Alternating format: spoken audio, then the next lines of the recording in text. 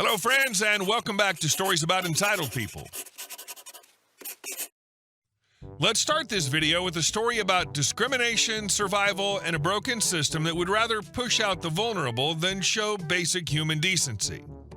But before we begin, best way to support our channel is to leave comments, like, and subscribe with the turned-on bell so you don't miss the new video every single day.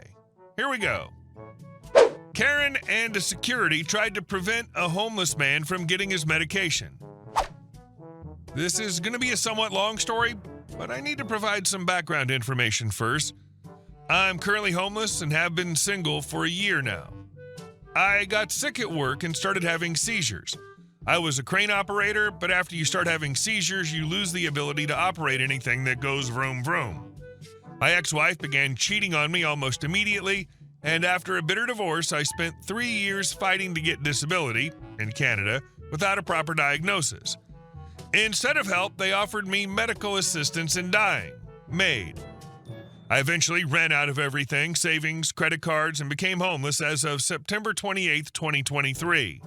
This past August, I finally received a proper diagnosis, multiple sclerosis. The seizures aren't caused by MS directly, but they're more like a byproduct as they're stress-related. Now I'm on a ton of medication. In June, I left Toronto for a job opportunity 6 hours north in Sudbury, but they chose not to hire me because I didn't have a fixed address. Thankfully, I found something part-time and I've been working there ever since. So that's the background information out of the way. I don't receive any government support, so I have to pay for my medication out of pocket.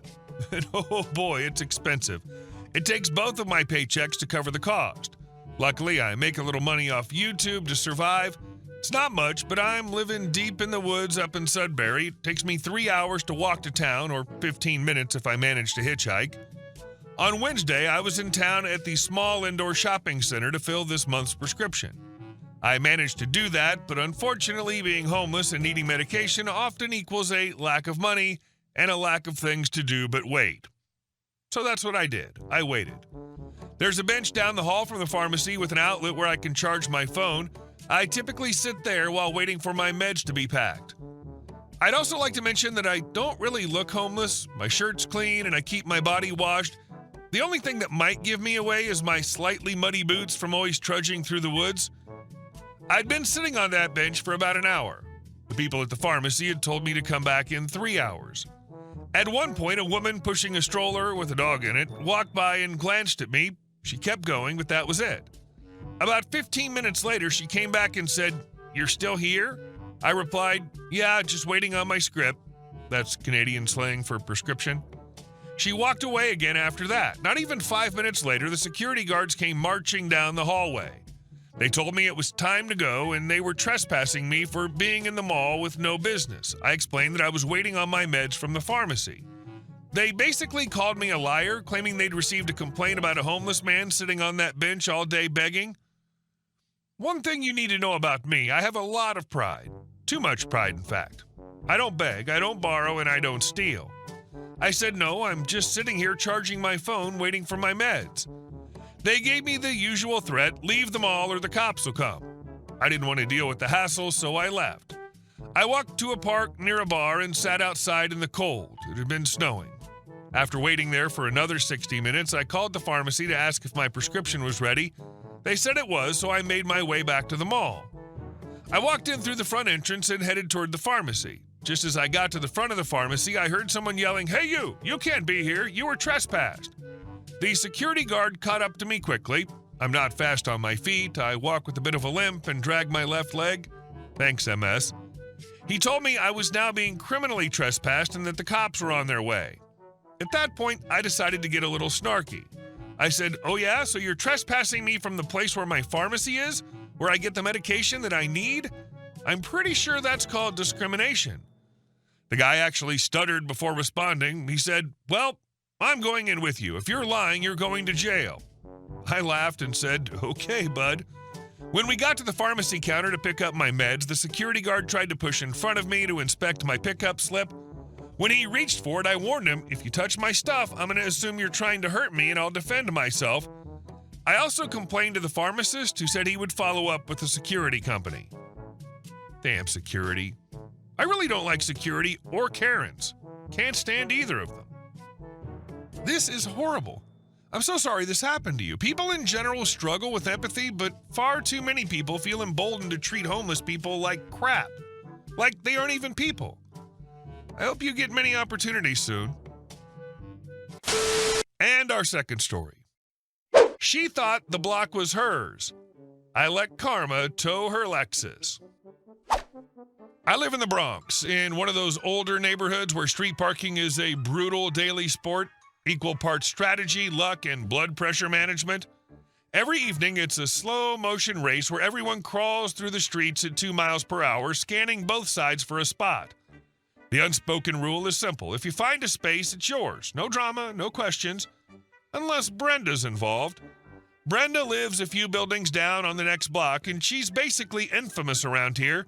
She's in her mid-50s, owns a Pomeranian that yaps like it's on salary, and somehow believes she owns all the curb space in a 50-foot radius of her house.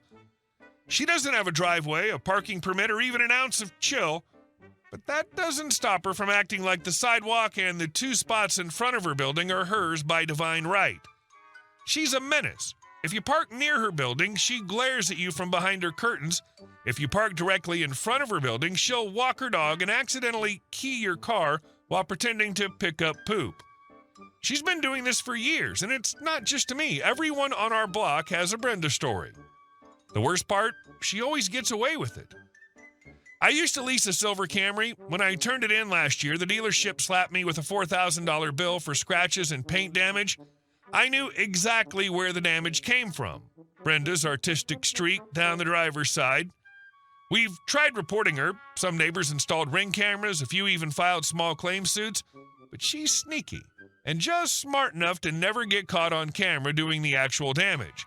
Even when we show video of her walking her dog past the scratched up cars, it's not enough. So one night, I hit my breaking point. It was 4 a.m., middle of February, the kind of cold that makes your bones ache. I was walking back from a buddy's apartment after a movie night, and as I turned onto my block, I spotted Brenda's Lexus parked smugly on the corner like it owned the place. Not a soul around. No cameras pointed at that spot, just me, the bitter cold, and an opportunity. Now, I'm not a vandal. I didn't want to damage the car, just inconvenience it. So I crouched down and calmly, methodically, let the air out of all 4 tires. Slowly, quietly. I even brought a small rock to hold open the valve stem on each one.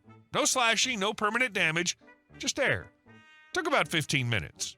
Then I walked home, got under the covers, and slept like a GD baby. The morning after was glorious.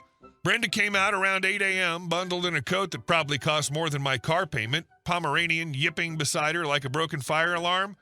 From my window, I saw her stop, stare, and then start losing her mind. I couldn't hear the words, but the body language was pure chaos. Arms flailing, phone out, stomping like a toddler denied ice cream. She didn't even check the tires properly. She assumed they were slashed and immediately called a tow truck.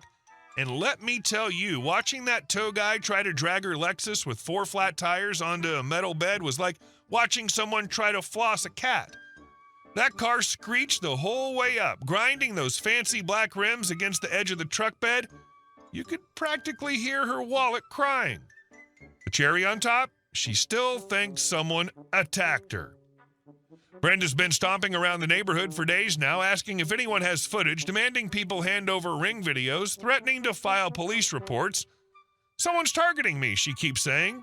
Meanwhile, the rest of us are outside sipping coffee like, damn, that's crazy. Hope they catch whoever did that. She's quieter now, though. No more casual prowling, and I haven't heard of any fresh scratches on anyone's car since the incident. Funny how that works. I didn't break any laws, I didn't damage anything, but I did ensure that, for once, Brenda got a taste of the stress and inconvenience she's been dishing out for years. Letting air out of her tires was petty, sure, but watching her create thousands in damage to her own car, that was karma with a front row seat. The best part is that you didn't even have to touch a paint job, cut a tire, or break a thing. Just gave gravity and cold air a little nudge and let her own ego do the rest. No law broken. Just a lesson taught through peaceful air pressure and her own assumptions. And our last story. They flattened his corn, he flattened their Model T. My dad told me this story a few years back, and it's one of those old-school rural tales that still makes me grin. It's about my grandfather and petty justice, Georgia farm style. This happened sometime in the late 1930s or early 1940s. My grandfather lived in a deeply rural part of Georgia, not much more than farmland, dirt roads, and the occasional scattered neighbor. He ran a modest farm, mostly vegetables, a few animals, and a garden that he took a lot of pride in. It wasn't fancy, but it helped keep the family fed and brought in a bit of extra money during good seasons. Now the only neighbors around lived about a mile down the road. You'd think in a place that isolated neighbors would stick together and be friendly, but for some reason, these folks were just odd. Not outwardly hostile, but inconsiderate and dismissive, especially when it came to my grandfather's property. The trouble started with their car. They had an old Ford Model T, pretty much the standard vehicle at the time, and they had this nasty habit of driving it across other people's land instead of sticking to the road like any reasonable person would. For whatever reason, laziness, spite, boredom, they kept veering off the main road and cutting right through my grandfather's vegetable garden. At first he assumed it was a one-time mistake. Maybe they'd been dodging something on the road or had taken a wrong turn. But nope, it kept happening. Week after week, they'd come barreling through the same patch of garden, flattening rows of corn, tearing up the soil, and ruining whatever had been planted. Every time it happened, my grandfather would have to replant, which cost him time, energy, and crops. Eventually, he tried speaking to them about it. They brushed it off like it was no big deal, just some vegetables. No apology, no attempt to avoid the garden in the future. That was when my grandfather realized they were doing it on purpose. Maybe they thought it was funny, or maybe they just didn't care, but either way, he'd had enough. Now, my grandfather was a quiet man, but not one to be messed with. Instead of losing his temper or going to the sheriff, he decided to teach them a lesson they wouldn't forget. He spent a day digging shallow holes around the perimeter of his garden, specifically in the path he knew they liked to drive through. He placed long metal poles, old fence posts, and steel rods into the holes, anchoring them into the ground. He then carefully covered the holes with dry leaves and twigs so they blended into the landscape. To someone passing by at speed, it had looked like just another patch of farmland. Then he waited. Sure enough, a few days later, the neighbors came flying through the field in their Model T like they always did. This time, though, instead of crushing vegetables, they ran headlong into a forest of hidden steel. According to my dad, this sound alone was something else. Metal crunching, wheels jerking, and the horrible grind of undercarriage being shredded to pieces. The car didn't just stop, it practically disintegrated. When the dust settled, parts of the undercarriage were scattered across the field, axles were bent, the oil pan was cracked open, and the whole chassis was toast. The neighbors never said a word. They just limped away with what was left of their car, dragging it back to their place for repairs, or more likely to figure out how to explain to anyone what had happened without admitting they'd been trespassing. They never drove through my grandfather's garden again, not once. The land stayed untouched for the rest of the time my grandfather lived there.